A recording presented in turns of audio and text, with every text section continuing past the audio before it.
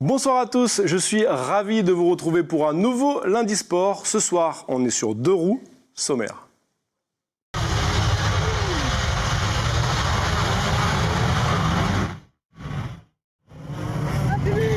Zone VKP depuis très longtemps. Plus de 60 pilotes dans différentes catégories se sont affrontés sur le terrain de David Courteau. Un bel engouement pour ce sport en 2022. Nous en parlerons avec Sébastien Girold, secrétaire général de la Ligue régionale de motocyclisme en Nouvelle-Calédonie, mais également avec Ethan Le Pigeon, que vous allez voir tout de suite, grand espoir et vainqueur du championnat prairie et cross cette année. Et encore sur le plateau de Koné, elle est avec nous, Keahuaina Rivière, pilote de 13 ans passionnée par ce sport. Dans cette émission également, grand chelem pour Hugo Tormento, le Cagou qui a remporté le championnat du monde de swimrun. Tenez-vous bien, en remportant 7 étapes sur 7 de la saison 2022 avec son coéquipier Max Anderson. Nous les entendrons. Ce soir, Stéphanie a décidé de nous faire découvrir le stunt, une discipline qui consiste à effectuer des acrobaties et des figures avec une moto. Ça promet. Enfin, elle nous mettra à l'épreuve. Le sens de mes invités du jour seront à l'épreuve justement. Arriveront-ils à relever le défi? Réponse en fin d'émission. Bonsoir à tous et bonsoir à mes invités. Dernière manche du championnat moto prairie, c'était samedi à Koné en nocturne. Alors, désolé, mes invités plateau, mais honneur au vainqueur de cette dernière manche, Ethan. Donc du coup, vainqueur de cette dernière manche, tu as gagné toutes les autres manches, c'est ça? Donc du coup, tu es vainqueur général du championnat. C'est une saison que tu as survolée, hein? Bah oui, on peut dire que oui, j'ai vraiment survolé. Après, comme je l'ai dit, je le dis souvent, il y a beaucoup de... Enfin, on ne peut pas vraiment comparer parce qu'aujourd'hui, moi, mon but, c'est d'être pro. Donc, voilà, les gens qui étaient sur la grille de départ avec moi dimanche, ils font ça vraiment pour le fun. Donc, du coup, forcément, à un moment donné, il y a des gros écarts, quoi. Donc voilà. Ok. Tu as remporté le championnat, du coup, de course moto prairie, mais également de motocross. Du coup, c'est le doublé cette année. Oui, bah, c'était le but, hein. Aujourd'hui, moi, toutes les courses que je fais... je le prends comme un entraînement, je me donne à fond du début jusqu'à la fin pendant les 20 minutes. Là, et après les manches en débrief, comment l'améliorer, enfin comment améliorer le temps, mon meilleur temps chrono que j'ai fait. Enfin voilà quoi. Ok. Sébastien, c'est une réussite cette dernière manche du championnat? Ah oui, c'était une belle course qui s'est super bien passée, en plus en nocturne. Le terrain était super bien préparé. Franchement, bravo au club de Népouy qui s'est donné à fond pour organiser cette belle journée de compétition. Ça a déplacé les foules, il y avait du monde en plus, malgré le temps. Malgré le temps, il y avait quand même pas mal de gens qui sont venus regarder. Et vu que le bruit que ça faisait, ça a attiré les personnes aux alentours aussi. C'est ça. Alors toi, Keahuaina, avant de te demander comment s'est passée ta journée, je te propose... Oui, je me suis un peu trompé, j'ai pas un peu fourché sur ton prénom. Je te propose de regarder ce petit reportage. Ça a été tourné par Antoine Reiss. On regarde et après on débriefe ta journée.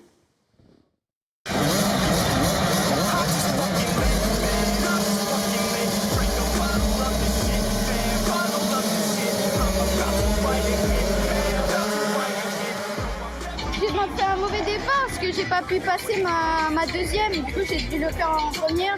Ce qui m'a un peu retardé, mais j'ai réussi quand même à rattraper un peu. J'ai tout donné, mais les 2 prochaines manches, c'est encore plus. Comment il est le terrain? Il est assez vitesse et dans les virages vraiment techniques.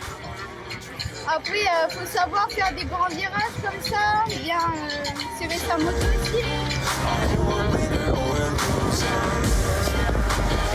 Porte un mot des lunettes, mais là, quand tu roules là, mets vers le bas au départ.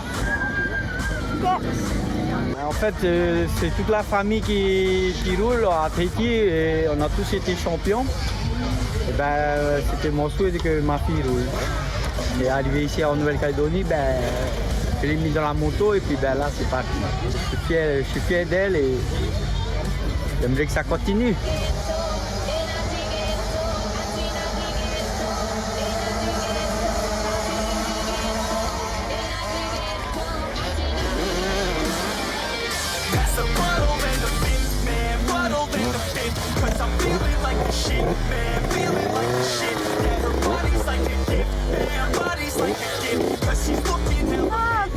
Moi j'aime bien la boue. Donc là c'était un peu à boue et la poussière mélangée. Donc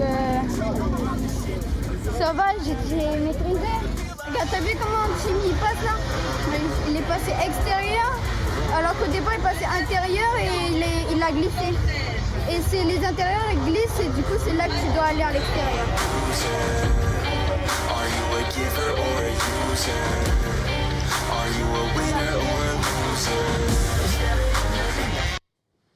Alors Kay, maintenant qu'on t'a vu sur ta moto, comment s'est passée ta journée? Raconte-nous. On a vu les 2 premières manches là. C'est bien passé. Après la première manche, comme j'ai dit, j'ai pas pu passer ma deuxième. Mais après, ça allait. Et la deuxième manche, j'ai un peu plus envoyé. Mais là, et la troisième, je suis tombée au dernier tour. Et du coup, je me suis fait un peu dépasser. Ok. Du coup, t'es déçu Ouais, un peu. Okay. Mais après, c'est comme ça, hein, le sport. Hein. Ok. Et Tan, toi, t'es passé forcément par là en tant que champion et avec l'expérience. Qu'est-ce que tu dirais à Kay? Moi, je lui dirais déjà de démarrer en deuxième. ouais, non, mais pour le coup, non, c'est top qu'il y ait surtout des gamines comme elle et tout, là, qui commencent qui font de la moto. Je pense que ça en motive plus d'une. Et les petits conseils et tout, aux copines et tout, je trouve ça top. Moi, je trouve ça excellent, quoi. Et le fait qu'elle soit tombée dans la dernière manche, un petit conseil? Moi, je dirais, c'est bien de tomber du coup parce que après faut vite rentrer au stand et pourquoi t'es tombé et après normalement si on sait pourquoi t'es tombé, normalement après tu retombes plus de la même façon quoi. Enfin moi je considère que quand tu tombes c'est pour apprendre quoi. Ok. Du coup c'est bon, ok, tu sais pourquoi t'es tombé, Oui. t'as appris. Ok, bon impeccable. C'est une affaire de famille du coup, Oui. la moto. Oui. Raconte un peu. Il y a mes cousins, mes tontons, ils ont été champions. À Tahiti? Oui. Après, il y a mon père aussi. Il y a un peu toute la famille. Ok. Papa Victor, qu'on voit dans le reportage et qui termine d'ailleurs, lui, premier de la dernière manche de Prairie, vétéran. Il y avait du monde, le motocross, moto Prairie, ça se porte bien, Sébastien, en 2022? Cette année, en fait, on a les quads qui sont revenus dans les prairies. Il y avait pas mal de quadeurs qui ont demandé à réintégrer la compétition. Du coup, cette année, on a ouvert aux quads. Du coup, ça a gonflé un peu plus les grilles de départ, mais il y a aussi beaucoup de jeunes qui sont, depuis quelques années, là, qui arrivent. Ouais, c'est à partir de 4 ans, les mini-riders, c'est ça? Les mini-riders, ouais, c'est ça. Et les compétitions, c'est à partir de 7 ans seulement qu'on peut avoir des licences pour pouvoir faire des compétitions. Il y a même des jeunes qui ont un peu plus de 7 ans qui font aussi des mini-riders pour... c'est la première fois qu'ils montent sur une moto, ils veulent voir si ça leur plaît ou pas, donc ils viennent faire les mini-riders. Et du coup, on a des grilles de mini-riders cette année à plus de 20 mini-riders. C'est super pour les années à venir. Pour le futur. C'est ça. D'ailleurs, je profite pour remercier justement toutes les personnes qui s'impliquent pour les mini-riders et les parents aussi qui accompagnent leurs enfants. C'est ça, les papas-mamans qui sont derrière.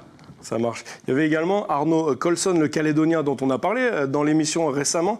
Et il fait partie de l'équipe de France. Et même s'il était frustré de ne pas pouvoir concourir ce week-end, il est heureux d'être de retour sur le Caillou. On l'écoute au micro d'Antoine Rice. On a toujours envie de rouler, même si je suis en vacances, j'ai toujours envie de rouler. Et surtout que là, la piste est vraiment bien. Le club a fait de belles choses pour cette course aujourd'hui. Ouais, ça prend de l'ampleur. Beaucoup de choses ont changé depuis que je suis parti en France. Il y a eu beaucoup d'améliorations, surtout au niveau des jeunes, avec des développements des stages, les courses aussi sont diversifiées avec les courses de prairie, les nocturnes comme aujourd'hui. Donc ouais, tout ça a fait bien évoluer notre sport, donc c'est de bon augure. Il faut toujours encourager les jeunes parce que quand ils veulent faire quelque chose, c'est eux l'avenir du motocross de demain, donc c'est sûr qu'il faut les encourager. Voilà, une fille, ça change aussi, on n'en voit pas beaucoup ici, donc c'est très important du changement, de l'évolution dans le motocross calédonien. Merci gros. De rien. Merci à Arnaud. Il y a du potentiel en Calédonie ? Oui, il y a du potentiel en Calédonie.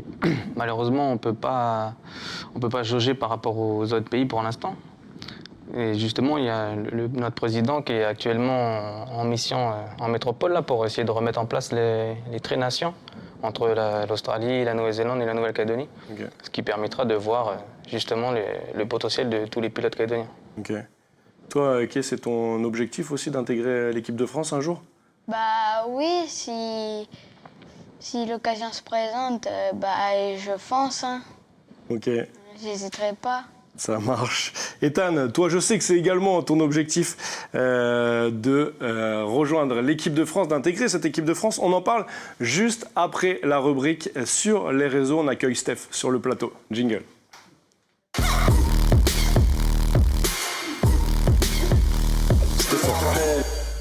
Bonsoir Adrien. Salut Steph. Bonsoir Keawaina. C'est bien, j'ai bien prononcé. Bonsoir messieurs. Bonsoir. C'est entraîné toute la journée, je l'ai vu. Oui, c'est ça. Donc ce soir, j'ai décidé de vous parler du stunt. Ça se dit comme ça. Hein. Le stunt, ouais. Ouais, c'est l'une des disciplines moto les plus difficiles. Donc c'est une discipline qui a émergé aux États-Unis dans les années 80. Elle s'est démocratisée au début des années 2000. Et elle a finalement explosé grâce à Internet. Donc stunt, ça signifie cascade. Donc vous l'aurez compris, ça consiste à enchaîner des figures freestyle, des tricks comme pour les sports de glisse, mais là c'est avec une moto. Donc c'est des manœuvres acrobatiques pas évidentes qui nécessitent quand même des heures d'entraînement, car pour réaliser ce genre de figure, le stunter doit connaître parfaitement sa moto.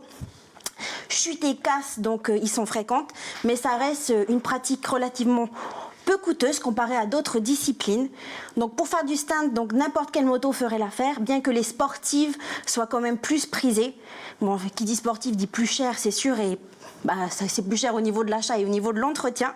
Après, si vous pouvez, par contre, donc ça c'est pour avoir des sportifs. Qui elle va faire ça avec sa motocross ? Voilà, mais il faut savoir que vous pouvez commencer avec un quad, comme l'a fait justement la championne du monde Sarah Lesito. Française ? Voilà, la française, elle a commencé avec un quad.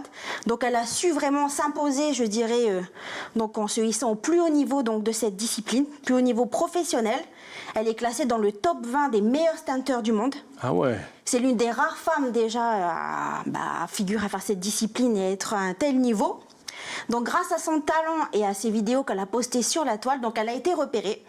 Et elle est devenue cascadeuse de cinéma. Ouais, elle a fait la doublure de plusieurs stars. Ouais. Voilà, plusieurs stars, notamment Scarlett Johansson. Donc là, c'est dans le second volet d'Avenger, l'ère d'Ultron. Elle a réalisé plusieurs drifts sur une Harley Davidson électrique. Donc il faut savoir qu'aujourd'hui, elle continue les tournages de films. Okay. Elle continue de se produire aussi dans de nombreuses manifestations et événements pour motards et de participer à des championnats. Donc il faut savoir que c'est quand même une discipline assez spectaculaire. Donc elle est reconnue dans de nombreux pays comme en Pologne où se déroulent chaque année des compétitions et des championnats. Peut-être qu'un jour elle sera vraiment reconnue en France comme étant un sport à part entière. C'est une vraie sportive. Hein. Voilà. Ouais. Vous en pratiquez un petit peu, Sébastien ? Je t'ai vu passer. Fut un temps. T'es arrivé comme ça, non ? Ouais. En booster à l'époque, quand on était jeunes. Ouais, c'est ça. Merci beaucoup. C'est moi. Merci Steph. Merci et à tout à l'heure pour le défi. C'est ça. Retour au motocross et moto prairie. Ethan, retour sur tes objectifs. Quels sont-ils du coup pour l'année prochaine ? Pour l'année prochaine, on essaierait de s'orienter soit vers l'Australie, soit vers la France. Hein. Donc comme tu l'as dit tout à l'heure, il y avait le bac aujourd'hui, il y en a encore une demain d'épreuves. Donc normalement, s'il y a le bac, il y aura la France l'année prochaine. Quoi. Ok, donc sans le bac, tu restes là ? Ah non, oui, sans le bac, je reste là. Je l'ai promis à mes parents, donc voilà. Ok, ça marche. Pour devenir sportif professionnel et un pilote professionnel comme toi, tu dois faire d'autres choses, te préparer physiquement? Ah oui, c'est la base de toute façon. C'est la base de la pyramide, quoi. Donc s'il n'y a pas de sport, il n'y a pas de niveau parce que pour emmagasiner la technique, il faut du physique, quoi. Donc pour aller vite, il faut du technique. Donc c'est aussi simple que ça, quoi. Ok. Sébastien, on ne se rend pas compte, mais la moto, c'est un sport physique? Ah oui, c'est un sport très, très physique. Il y a plein de personnes qui pensent tu montes sur la moto, tu démarres. Bah oui, c'est ça. C'est le moteur qui fait tout, mais non. Ok. N'importe qui monte sur une moto, il essaye, il fait un tour, il a mal au bras, il a mal aux jambes. C'est très, très physique. Ok.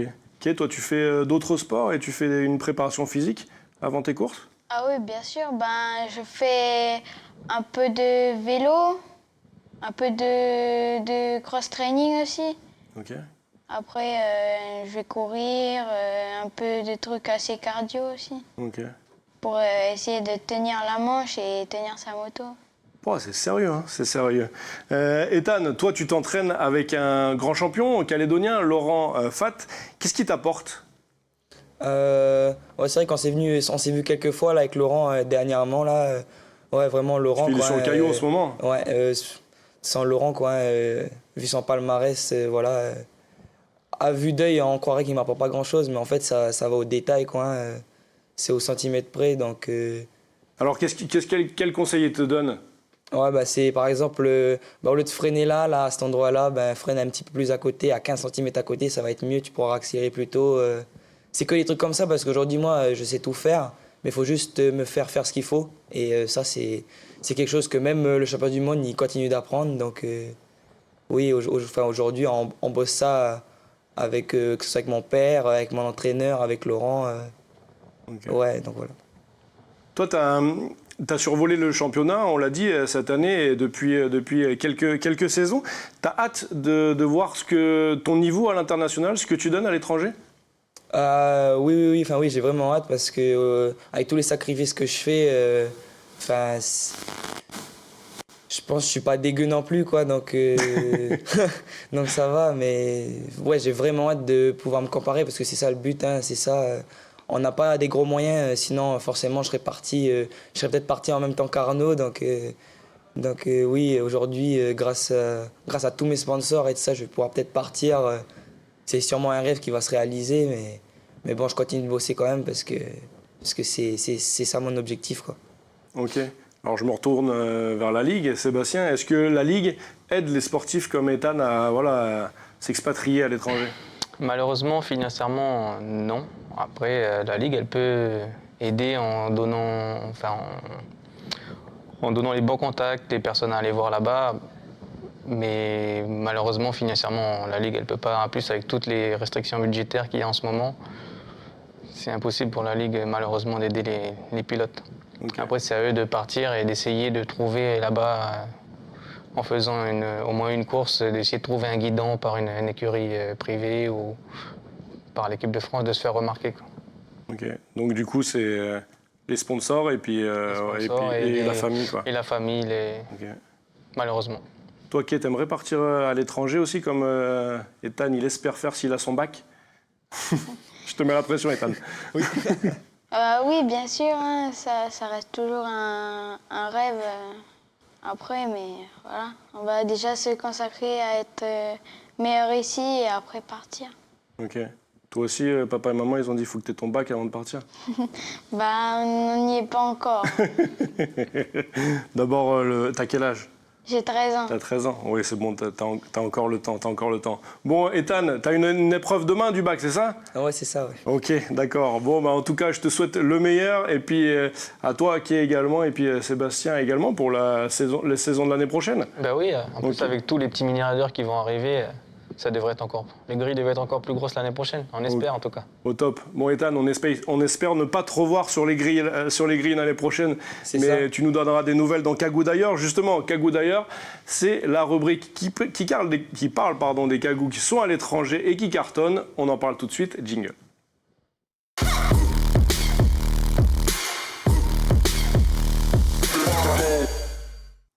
Comme je vous le disais, en titre, grand chelem pour le Kagou Hugo Tormento qui termine la saison 2022 de swimrun avec le titre de champion du monde en remportant toutes les courses. Un peu comme Ethan, mais c'est le championnat du monde. On l'écoute tout de suite en compagnie de son binôme, le Suédois, Max Andersson. On l'écoute. Ça y est, c'est fait. 7 sur 7, on fait le grand chelem. C'était un petit rêve de nous deux. L'année dernière, on s'était plutôt dit, viens, on fait une saison ensemble et on tente d'être champion du monde. Puis en fait, les choses avançant, on a eu cette petite blague entre nous de se dire, allez, on fait une série de victoires infinie. Enfin, infinie. Au moins sur toute la saison. Et puis maintenant, c'est chose faite et c'est assez incroyable. On est vraiment contents. On est super content de la victoire. C'est un jour difficile avec beaucoup de vent, de pluie, du temps changeant, mais on est super fiers de notre performance et de gagner les 7 courses du championnat. Notre objectif est atteint, on est super heureux. The big project for this year is completed and we're super happy and grateful for it. Yes, comme il dit, ouais, effectivement, c'était une belle bataille encore hier contre la météo. Ils ont changé le parcours au dernier moment parce qu'il y a eu beaucoup trop de vent et donc du coup on a dû changer le parcours, le raccourcir un peu et faire des natations que sur des endroits moins exposés. Ça chopait des beaux creux, on a fait du surf, c'était assez sympa. Maintenant la saison internationale, on va dire, est finie. On part à La Réunion vendredi. On a été invité par La Réunion pour aller faire un petit swimrun là-bas. On y va une bonne dizaine de jours. On va s'amuser, faire du tourisme et aller faire de belles randos et puis surtout une super course. Ils s'organisent une belle course là-bas, donc on va aller s'amuser là-bas. Encore merci de nous avoir reçus et puis à très vite j'espère. Ciao ciao. Ciao. Félicitations encore à Hugo, le Calédonien et le Suédois Max Andersson. On passe maintenant au défi de Steph. Jingle.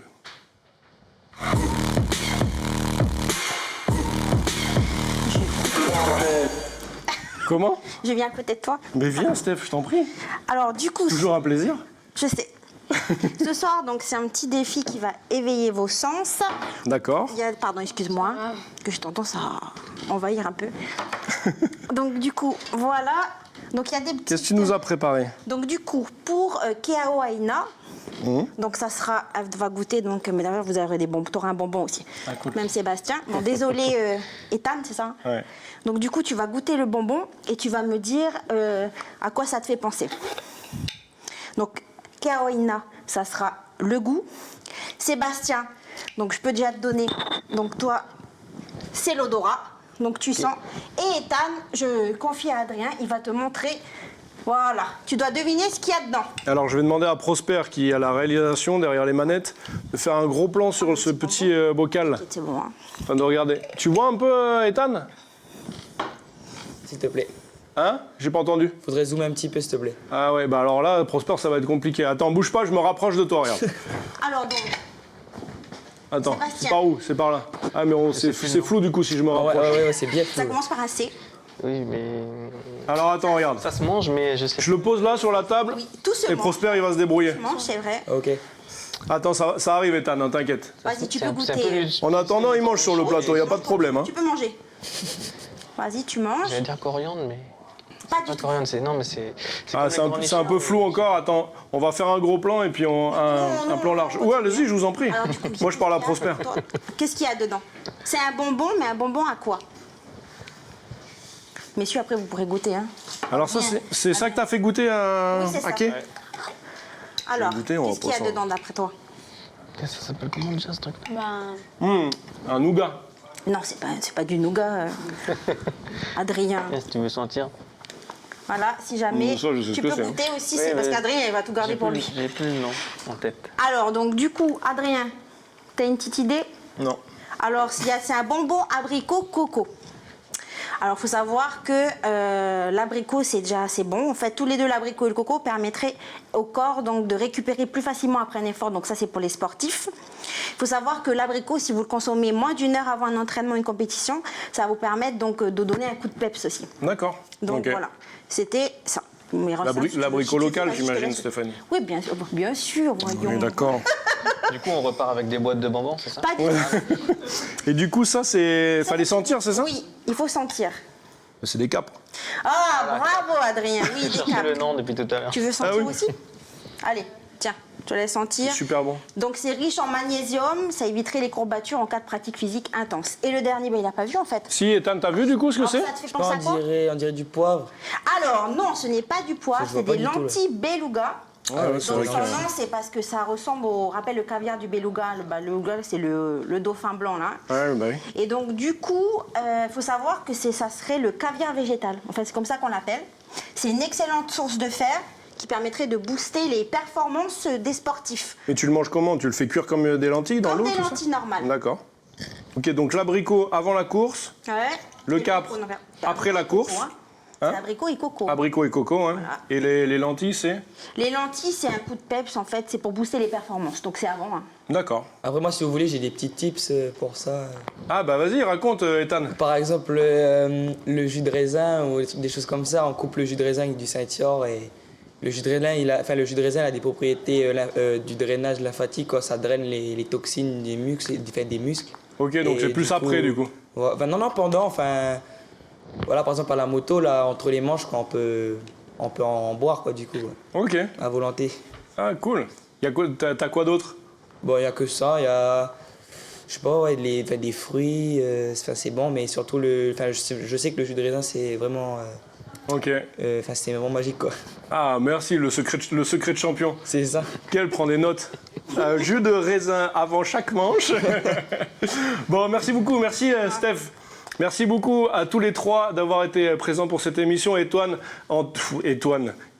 un mélange d'Antoine et d'Ethan. Ethan, on te souhaite le meilleur pour l'an prochain. J'espère que tu vas réussir ton bac et comme ça, tu nous redonneras des nouvelles l'année prochaine. Kay, bon courage pour la saison prochaine. Et Sébastien, on se tient au courant Oui, toujours. pour la saison 2023. Exactement. Ça marche. Merci beaucoup Stéphanie et à la semaine prochaine tout le monde. Tata la bonne. Ciao.